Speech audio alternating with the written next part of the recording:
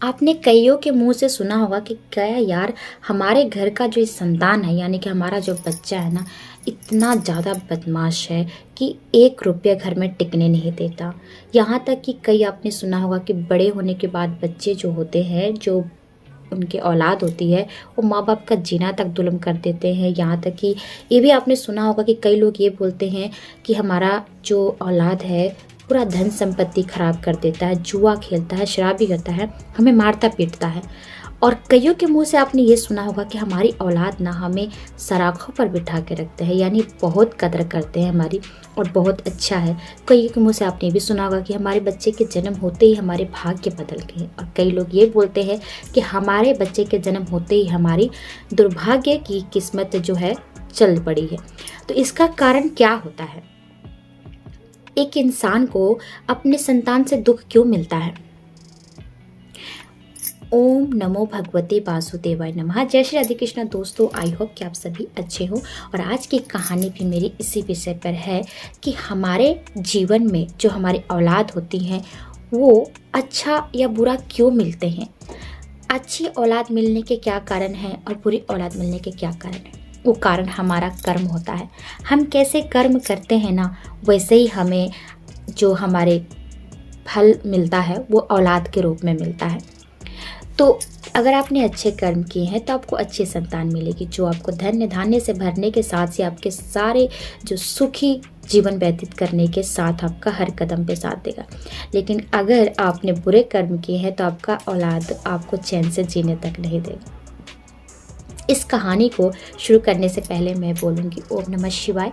अगर आपको कहानी पसंद आती है तो आप जिसे भी मानते हैं उसे कमेंट बॉक्स में जरूर लिखिएगा। भगवान शिव को, श्री कृष्ण को, जिसे भी आप मानते हैं, क्योंकि भगवान तो एक ही हैं, नाम अलग अलग है, तो आप जिसे भी पूछते हैं लिख सकते हैं। चलिए इस कहानी को शुरू करते हैं।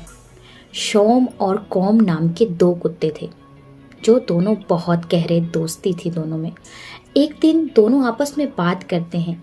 सोम कहता है कि कॉम देखो, हमें कैसी ज़िंदगी मिली है, ऐसी ज़िंदगी जो कि ना अच्छे से खाने को मिलता है, ना हमें रहने के लिए घर अच्छे से मिलता है, और जो रोटी भी मिलता है वो हमें बेइज्जती सह के मिलना पड़ता है। हर कोई लाठियाँ लेकर हमें मारने के लिए दौड़ता है। कैसी ज़िंदगी मिली है, ना जाने हमने कैसे कर्म किए कि हमें इस कुत्ते के योनि में जन्म लेना पड़ा है। तो कौम कहता है, हाँ सही कह रहे हो, और देखो बहुत ही बेकार ज़िंदगी होती है कुत्ते की। पशु पक्षी जो भी है ना, कितनी की जैसे पक्षियां हैं वो तो कम से कम अपना घर भी बना कर रह जाती हैं, और हम तो घर भी नहीं बना सकते और दूसरों के घर में रहना पड़ता है, हमें दूसरों की रखवाली करनी पड़ती है। और जिसकी रखवाली करते हैं ना, उससे भी हमें मार खानी पड़ती है। रोटी भी हमें इज्जत से नहीं दिया जाता, फेंका जाता है हमें हमारे पास।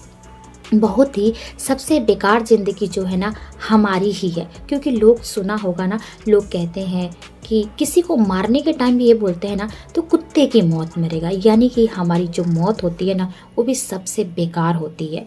हमारे मौत के बाद कोई हमें पूछता भी नहीं है। ये सुनने के बाद सोम और कॉम दोनों आपस में बात कर रहे थे। फिर सोम ने कहा कि देखो दोस्त, अब अगले जन्म में हमें पता नहीं कैसी ज़िंदगी मिलेगी, उससे पहले हमें कहीं तीर्थ यात्रा पर निकलना चाहिए, ताकि हम उस यात्रा पर जाकर ना अच्छी ज़िंदगी ले सकें, अगले जन्म में हमें कुत्ते के रूप में ना जन्म मिले। तो कौन बोलता है ठीक है चलो चलते हैं। दोनों तो निकल पड़ते हैं, लेकिन उन्हें तो पता नहीं कि कहाँ रास्ता में कितनी दूर जाना है। इसलिए रास्ता में जाते जाते बहुत जोरों की भूख लग जाती है दोनों को। भूख लगने के बाद जो कौम होता है वो देखता है कि एक खेत में बहुत सारे चूहे कूद रहे हैं। उसके पेट में तो चूहों को देखकर और ज़्यादा ही भूख लग जाती है। तो सोम से कहता है कि देखो सोम, भूख तो लग रही है, बर्दाश्त नहीं हो रहा है। तो सोम कहता है, हाँ कौम भाई, भूख तो लग रही है, लेकिन करे तो करे क्या हम दोनों। चलो आगे चलते हैं, कहीं ना कहीं इसका भी इंतज़ाम हो जाएगा। तभी कौम कहता है, अरे भाई इंतज़ाम हो क्या है, वो देखो हमें उस खेत में हमारा जो है ना मिल जाएगा भोजन। वहाँ पर देखो कितने सारे चूहे हैं, हमें खाने को तो मिल जाएगा, चलो चलते हैं। ये सुनकर सोम कहता है, अरे अरे ये क्या कर रहे हो, हम तीर्थ यात्रा पर निकले हैं, हम किसी को ऐसे मार कर नहीं खाएंगे, हमें अच्छे कर्म करने हैं ताकि हमें अगले जन्म में ये वाली जो जिंदगी ना मिले। तो सोम की बात सुन के कौम मान जाता है और आगे जाते हैं तो फिर सोम कहता है, देखो भाई हम ऐसा करते हैं, हम दोनों अलग अलग दिशा में चले जाते हैं और इसी पेड़ के नीचे फिर दोनों आकर मिल जाएंगे। तुम अपने भोजन की तलाश में निकलो, लेकिन हाँ किसी जानवर की हत्या मत करना। और मैं भी निकल जाता हूँ, किसी की थाली से बेशक रोटी ले लेंगे लेकिन किसी की जानवर की हत्या नहीं करेंगे। दोनों मान जाते हैं। जो सोम होता है एक ब्राह्मण के घर की तरफ निकल जाता है और जो कौम होता है एक सेठ के घर की तरफ निकल जाता है। सोम देखता है एक ब्राह्मण को कि ब्राह्मण अभी अभी बैठे हैं खाने के लिए, और ब्राह्मण जो होता है बहुत धार्मिक विचारों वाले होते हैं, किसी जानवर को क्षति पहुंचाने वाले नहीं होते हैं। इसलिए वो खाना लेकर बैठते हैं और उसमें बहुत सारे पकवान बनाकर उनकी पत्नी ने परोसा, खीर, पूड़ी, सब्जी, सब कुछ। जैसे ही ब्राह्मण ने एक रोटी मतलब पूड़ी उठाने की कोशिश की, वैसे ही सोम ने एक पूड़ी उठाकर आगे की तरफ भाग गया। ये देखकर ब्राह्मण कहते हैं अपनी पत्नी से कि ये खाना तो कुत्ते ने जूठा कर दिया है। लेकिन पत्नी को बहुत गुस्सा आता है कि मैंने कितने अच्छे से परोसा था और कुत्ते ने जूठा कर दिया। तभी ब्राह्मण बोलते हैं कि देखते हो, मुझे लगता है कुत्ते को बहुत भूख लगी है और इस खाने पे उसका ही नाम लिखा है, मुझे कुछ और दे दो, ये सारी थाली ले जाकर कुत्ते को दे दो। सोम की पत्नी पहले तो बहुत गुस्से में थी, लेकिन फिर सोचा कि चलो कोई बात नहीं, ये मेरे हाथ का बना खाना कुत्ते के नसीब में था, कोई बात नहीं। ले जाकर उस कुत्ते के आगे डाल देती है सारा खाना, और वो सारा खाना भर पेट खाता है और ब्राह्मण को कई दुआ देकर वहाँ से निकलता है। इधर ये जो कौम होता है वो सेठ के यहाँ पहुँचता है। वहाँ पर सेठ अभी भी रोटी लेकर बैठा हुआ था। उसकी थाली से रोटी चुरा कर जैसे ही भागता है, वैसे ही सेठ को बहुत गुस्सा आता है और एक लाठी लेकर बहुत जोरों की उस पर वार करता है, जिसकी वजह से उसकी कमर की हड्डी टूट जाती है और वहीं वो लेट जाता है, तड़पने लगता है। धीरे धीरे करते करते बेचारे की भूख भी नहीं मिटती और उसकी कमर की हड्डी भी टूट जाती है, जिससे उसे सीधा खड़ा भी नहीं हुआ जा रहा। फिर भी उसने कोशिश किया और चलते चलते उसी पेड़ के नीचे, जहाँ पर सोम इंतजार कर रहा है कि क्या बात है, मेरा दोस्त अभी तक नहीं आया। देखा तो कौम आ रहा है, लेकिन लंगड़ते हुए और बड़ी मुश्किल से चलते हुए आ रहा है। आते आते उसके पास लेट जाता है तो बोलता है, सोम क्या हुआ? बोलता है कि भाई मेरी कमर किसी ने तोड़ दी, बहुत जालिम सेठ था जिसने मुझ पर वार किया और मेरी कमर टूट गई है, मुझे लगता है मैं बच नहीं पाऊंगा, तुम मुझे किसी तरह यहाँ से ले चलो। बोलता है क्या बात है, मुझे बताओ। उसने बताया कि मैंने एक सेठ की थाली से रोटी ली और उसने मुझे एक लाठी बहुत जोरों की मारी, जिससे मेरी कमर की हड्डी टूट गई है। अब मैं तो खड़ा भी नहीं हो सकता, तो मैं तीर्थ यात्रा क्या करूँगा? अब मैं अपना जान दे देना चाहता हूँ, चाहे कुछ भी हो जाए। ये सुनकर सोम कहता है, लेकिन मुझे तो ब्राह्मण के घर खाना बहुत भरपेट मिला, कैसा सेठ जालिम था। अब उसने कहा कौम ने कि मुझे किसी तरह से यहाँ से ले चलो ताकि मैं गंगा में कूदकर अपनी जान दे दूँ, क्योंकि मैं अब चल नहीं पाऊँगा और बोझ बहुत बन जाऊँगा। किसी तरह से सोम ने उसे गंगा के किनारे ले गए और वहीं पर कौम ने गंगा में कूदकर अपनी जान दे दी। और इधर सोम से विरह ने किया, उसने भी अपने दोस्त के लिए उसी नदी में कूदकर जान दे दिया। दोनों ने आत्महत्या कर ली। इधर भगवान सब देख रहे हैं और तीर्थ यात्रा के लिए निकले थे, इसलिए भगवान ने उन पर कृपा किया और मनुष्य योनि में जन्म लेने के लिए वरदान दिया। अब दोनों ने जन्म लिया, लेकिन सोम जो ब्राह्मण के घर पुत्र के रूप में जन्म लिए, जिसे ब्राह्मण ने भोजन खिलाया था, और कौम जिससे सेठ ने मारा था, वो सेठ के घर पुत्र के रूप में। सेठ के घर बहुत वर्षों हो गए थे, बच्चा नहीं हो रहा था, इसलिए वो बच्चे के रूप में जन्म लेता है उसके घर बेटे के रूप में, जिससे बहुत खुश होता है कि मेरे घर वंश आया है, ढेर पार्टी शार्टी करता है। इधर ब्राह्मण जब उसके घर जन्म लेता है जो सोम, तो भी बहुत खुश होते हैं कि मेरे घर बालक आया है, इसलिए छोटी मोटी पूजा पाठ करवा देते हैं।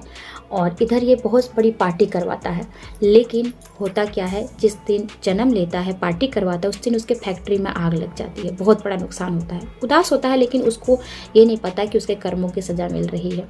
इधर पंडित जो ब्राह्मण थे जिनके घर सोम ने जन्म लिया था, पूजा पाठ करवाया उन्होंने, और पूजा पाठ करवाने के बाद उनको समाचार मिला कि उनको राजा ने बुलवाया है। राजा ने उन्हें बुलवाया और उनसे पूजा पाठ करवाया।